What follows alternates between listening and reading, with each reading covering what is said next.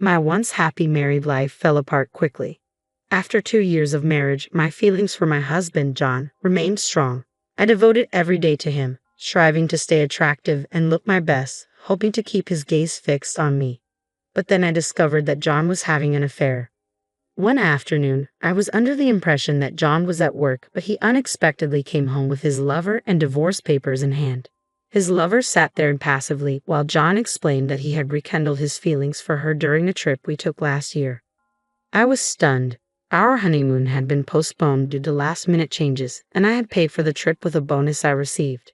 John revealed that his ex-girlfriend, now his lover, had reached out to him during our honeymoon, and that was when he realized his lingering feelings for her. "What on earth are you talking about? We were on our honeymoon," I said, trying to make sense of his words. "There's no point in saying this now." "I love her," John insisted. "She needs me too. It's just that we were late in realizing our feelings for each other. I do like you, but she is the one I truly love. You need to understand." How could I possibly understand? How did he think I would just sign the divorce papers? What about my feelings? John, looking unsure, said, "You should find someone better. You probably don't want to stay in this house anymore either. You can stay until you pack your things and leave in about a week." His detachment was like a cold slap. He had proposed to me, and now he was the one abandoning me. He took no responsibility for our marriage and left me without an apology. Resigned and heartbroken, I signed the divorce papers. John and his lover left the house, telling me they would return next week, so I needed to be out by then.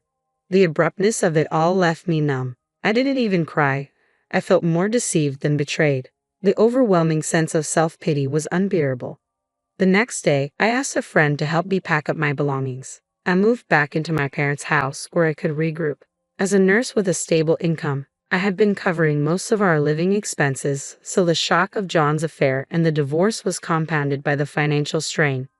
I won't have to pay rent anymore, which is a small relief in this difficult situation. I've decided where I'll be moving next and am in the process of packing up my things once again, preparing to leave my parents' house. As I'm busy with the packing, Kathy, my mother, informs me that John is here. It's raining outside, so I let him in. My mother looks at me apologetically, her eyes full of concern.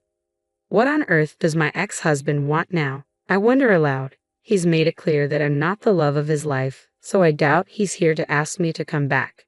Is he after money? Although it feels wrong to assume that, considering his complaints about working and his spending habits during our marriage, it seems like a natural conclusion. Maybe he's forgotten something of his at my place. I decide to head down to the living room to find out what he wants. "What do you want?" I ask, trying to mask my frustration. My father's voice is edged with anger, but John remains unnervingly calm as he replies, "I would like to speak with your daughter." His calm demeanor, given the circumstances, is infuriating.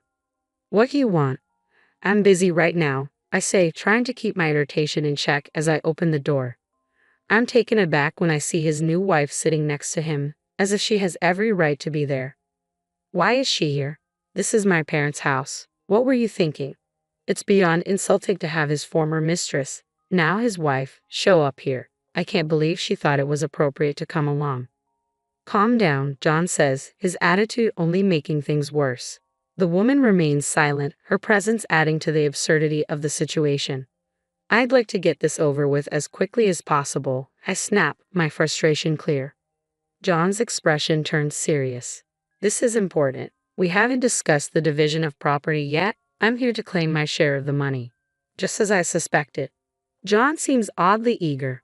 "Yes, that's right. Of course. I knew he would show up eventually, so I was prepared." I took out my purse and handed John 30 cents. "Here, this is your share," I said, placing the 3 dimes in his hand. John and his new wife stare at the coins in disbelief. "What is this?" John demanded, flinging the coins to the floor. His new wife chimed in, her voice dripping with disdain. "Are you kidding me? This isn't property. Stop fooling around." Both of them were red-faced with anger. I watched calmly, knowing that these coins were all that remained of my savings. John's eyes narrowed. "This isn't right. You know there's more. You had $200,000. I want my $100,000 now." He waved his hands in frustration, while his wife nodded in agreement. I stared at them, unmoved by their demands. "You're the one who said you wanted this over quickly, so take the money and leave," I said. John's reaction was explosive. He started screaming and throwing things around the room, revealing the side of him I hadn't seen before. His behavior showed me his true colors, and I was relieved to have left him. The noise and commotion attracted my dad, who had been out of the room, and my brother, who had just arrived home. My dad, though initially frozen by the chaos, quickly stepped in. He grabbed John, restraining him and preventing him from causing any more damage. I quickly filled my brother, a lawyer, in on the situation. Given his knowledge of the divorce, he grasped the scenario immediately. John's new wife overheard our conversation and realizing John was dealing with a lawyer, she exclaimed, "I didn't know your ex-wife had a lawyer in the family." Her eyes widened in shock as she shouted at John. I was perplexed by their relentless pursuit of money. Even though I had no desire to engage with John, I decided to ask him, "Why do you need the money so desperately?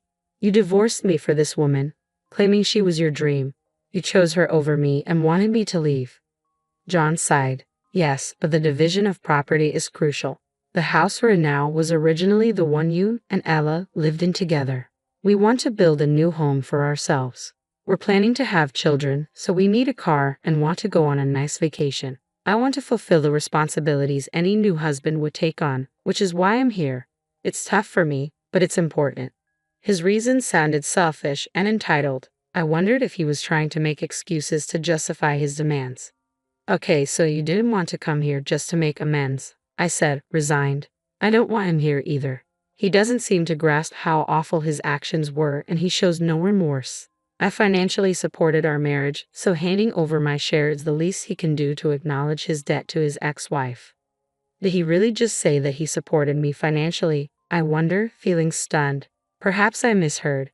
John had no desire to work. He would rush home as soon as possible to play online games and would take days off whenever he felt like it, often pretending to be ill. He was uninterested in earning more money and exploited the fact that I was a well-paid nurse, covering all our living expenses. He'd occasionally hand me $100, but it felt more like he was an unemployed boyfriend cohabiting in his girlfriend's apartment, contributing nothing. John never did any housework, and while I might have understood if he had appreciated my efforts, his claim that he financially supported our marriage is incredibly disappointing. I was the one covering all the expenses. "How can you say that you supported our marriage?" I asked, my frustration mounting. "Based on your logic, you should actually return the 30 cents I just gave you." "What are you talking about?" John replies, bewildered. "You really don't know anything, do you?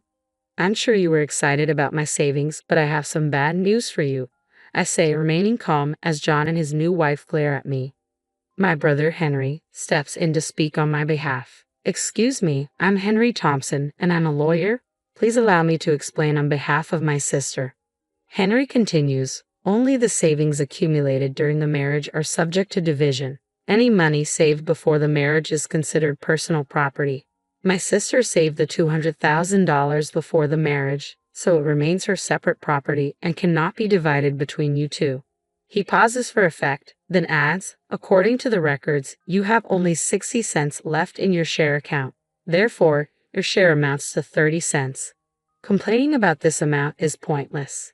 Henry's voice is steady and authoritative as he concludes, "It seems my sister was saving up for your future, but I believe that money has been spent on the woman sitting next to you." John and his wife are stunned by Henry's calm explanation. Trying to regain control, John protests, "What you said was Catherine's brother. But now, let me speak as her attorney." Henry nods, and John continues, "My client is requesting compensation." "Why haven't you made the full payment?" I ask, frustrated. I have requested compensation, but John had only made a partial payment. I needed to understand why the remainder had not been settled. That's why I officially asked my brother to intervene. Although my actual lawyer is his colleague, we hadn't anticipated John's sudden appearance today. So, Henry is representing me in this matter. With a steely gaze, Henry addresses John and his wife, who fall silent under his scrutiny. "You're asking for a share even though you were the one who had the affair and caused the divorce. It doesn't make sense for you to claim any amount. It appears you've been spending the money my sister saved for both of you. My sister's request is that you return the full amount you owe her, in addition to the compensation." John's wife protests, "That's impossible. She tries to calm him down as he stands up and kicks the table, visibly enraged. We can't continue this. Let's stop. Henry remains unyielding, mentioning the possibility of going to court. At this point, John seems to give up and begins to speak honestly.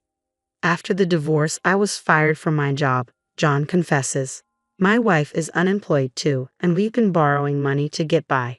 We've accumulated so much debt that we can't afford the compensation. When we were desperate for a solution, we thought about your savings, hoping you might give us half if we brought up property division. I am stunned into silence when John and his wife suddenly change their attitude and beg for my help. My brother shakes his head subtly, signaling that I shouldn't listen to them. I feel no sympathy for their pleas and firmly tell them they still owe me the compensation and the savings. I then ask my brother and father to see them out. The past few hours have felt like a whirlwind. My mother returns to the room with a sigh of relief and starts tidying up while my father, fuming with anger, helps her. My brother places a comforting hand on my back. You did nothing wrong, he says reassuringly.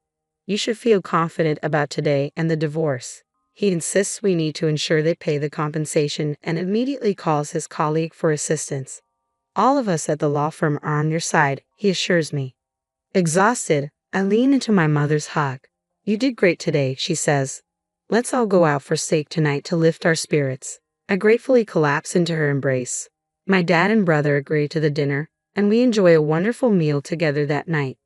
Later, with the help of my brother, his colleague, and the law firm, the compensation and savings are successfully recovered. John and his wife struggle to find stable jobs and end up working multiple part-time positions. It's clear they won't be buying a house, a car, or going on vacation anytime soon. They seem to have gained a newfound appreciation for me. When we cross paths on the street, they greet me politely, and I feel a sense of relief seeing that they've made at least a small improvement in their lives.